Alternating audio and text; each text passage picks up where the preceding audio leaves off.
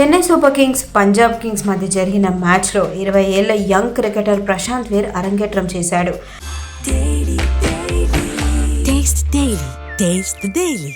Matthew shot స్థానంలో అతనికి chance లభించింది. అయితే ప్రశాంత్ గేమ్ చూసిన వాళ్లంతా అతని కోసం వెతకడం మొదలుపెట్టారు. ప్రశాంత్ ప్రదర్శన చూస్తుంటే జడేజా స్థానాన్ని భర్తీ చేసేలాగా ఉన్నాడంటూ క్రికెట్ నిపుణులు కూడా చెప్పుకొస్తున్నారు. గతేడాది జరిగిన ఐపీఎల్ మినీ వేలంలో చెన్నై సూపర్ కింగ్స్ ఏకంగా 14 కోట్లు పెట్టి ప్రశాంత్ వీర్ను కొనుగోలు చేసింది. ఈ సీజన్లో సీఎస్కే 3 మ్యాచ్లు ఆడగా రెండింటిలో ప్రశాంత్ వీర్ ప్లేయింగ్ 11లో ఉన్నాడు. పంజాబ్ కింగ్స్తో జరిగిన మ్యాచ్లో 6 పరుగులతో నాట్అవుట్గా నిలిచాడు. అయితే ఈ లెఫ్ట్ ఆర్మ్ స్పిన్నర్కు ఇంకా బౌలింగ్ చేసే అవకాశం రాలేదు. జడేజా ప్రత్యామ్నాయంగా సీఎస్కే మేనేజ్మెంట్ ప్రశాంత్ వీర్ను భావిస్తోందట. వరల్డ్ క్లాస్ ఆల్రౌండర్ జడేజాను అతను రీప్లేస్ చేయగలడా అని సీఎస్కే ఫ్యాన్స్ సైతం ఐపీఎల్ మినీ వేలంలో అన్క్యాప్డ్ ప్లేయర్స్ ధర చూసి ఆశ్చర్యపోతున్నారు.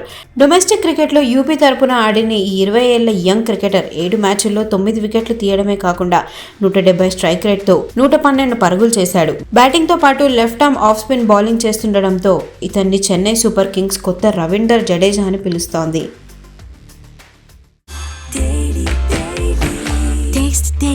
Taste the Daily.